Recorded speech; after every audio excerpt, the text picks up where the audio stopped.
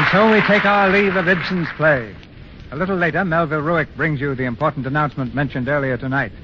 But now, we meet the two principal tenants of A Doll's House, Joan Crawford and Basil Rathbone. Basil, you're such a scoundrel in pictures, so persistently. How did it feel to take off the whiskers and play a less villainous role? Well, C.B., getting into A Doll's House was like getting out of a dog's house. I've played villains on the screen so long that every time the steam radiators hiss at my house, I take a bow.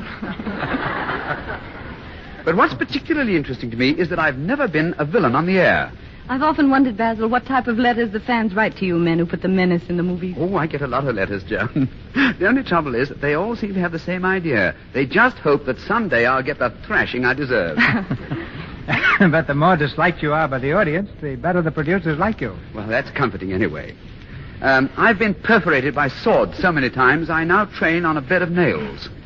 Rather sad, don't you think? I never know just how to save my skin from lunging heroes. Did you ever try Lux soap? 9 out of 10 stars protect their skin with it. Yes, but Lux soap makes me look so completely lovely, Joan. I'd soon be out of work. Yes, I'd get to look like you, and that... Oh, I mean... That's all right, Basil. I understand. And until I want to look like your partner in crime, I'm going to continue using Lux soap, because I don't think there's anything nicer for a lovely complexion.